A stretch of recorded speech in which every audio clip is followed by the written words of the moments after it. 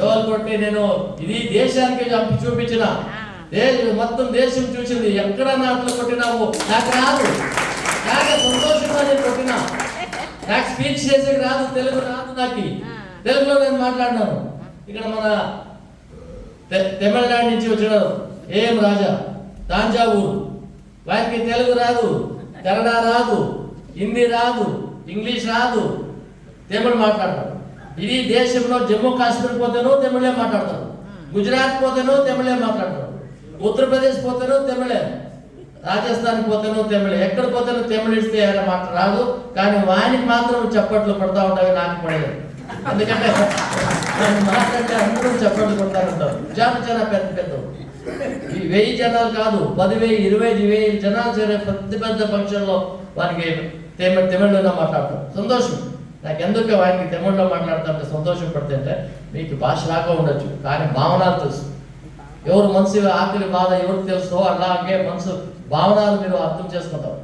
మాట రాకపోవచ్చు, నేను మాట్లాడేటప్పుడు తెలుగు అంత చక్కగా రాకపోవచ్చు, కానీ నా మనసులో ఉండే భావనాలు, నా ఆక్రందనలు, నా భావనలు ఇవి అర్థం చేసుకున్నాం. తల్లికి ఎప్పుడు తల్లి మనసు ఎట్లుంటుందంటే ఇంకొక మనసు ఎలా ఉంటుందనేది తెలిసిపోతుంది. తల్లి ఆకలిగా ఎవరైనా ఒక మనిషి అక్కడ కూర్చోడంటే అయ్యో నా తమ్ముడు ఆకలిగా ఉన్నాడు కదా అనిపిస్తుంది తల్లి. అదే తల్లి హృదయం. ఆ హృదయాలు ఉండే మనుషులకి అది అర్థమవుతుంది.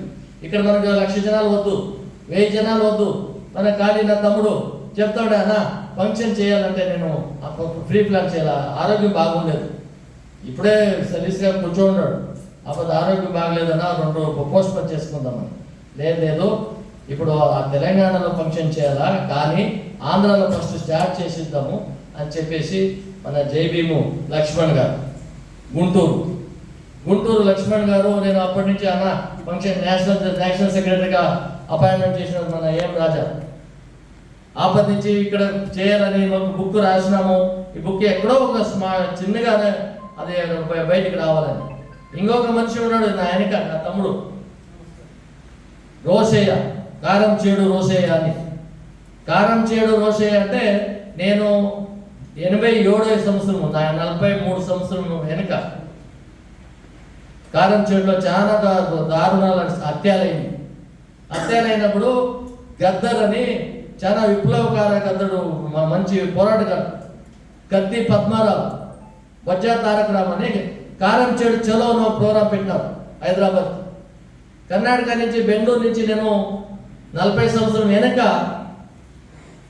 1000 పిల్లలు పిలుచుకొచ్చింది స్టూడెంట్స్ని, 1000 స్టూడెంట్ని పిలుచుకొచ్చి పోరాటం చేసి ఎన్టీ రామారావు ముఖ్యమంత్రి అప్పుడు వాళ్ళ విరుద్ధంగా పోరాటం చేసి అక్కడ అయింది అన్యాయానికి న్యాయం దొరకాలని చేస్తే ఆపద్దు 6 నెలల పిల్లోడు రోసయ్య, 6 నెల వాళ్ళ తల్లిదండ్రులను కొట్టినారు, అంతా ఊరిసి పారిపోయింది.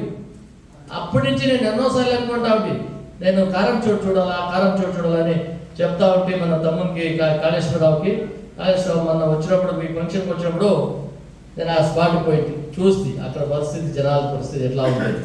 ఆ ఊర్లో ఎవరెవరు ఉన్నారంటే ఎన్టీ రామారావు అల్లుడు పురంధరేశ్వరి మొగుడు అదే ఊరోడే,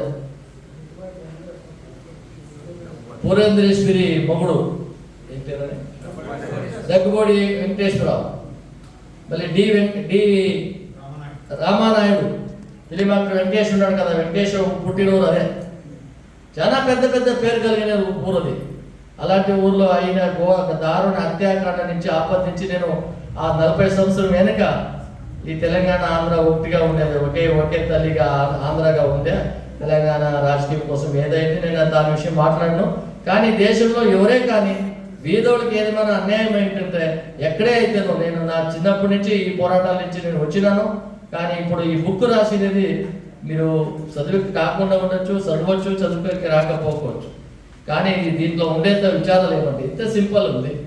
ఎవరు ఆకలిగా ఉన్నాడో వానికి భోజనాలు పెట్టాలి, ఎవరు బాగా కడుపునిగా తినిండారో వాళ్ళు మన అందరికి ఇడిచిపెట్టాలి. ఇప్పుడు ఐఏఎస్, ఐపీఎస్, ఐఆర్ఎస్, ఐఎఫ్ఎస్, ఇంజనీర్లు, డాక్టర్లు, ఎమ్మెల్యేలు, ఎంపీలు మళ్ళీ వాళ్ళే తిరుక్కుపోతున్నారు.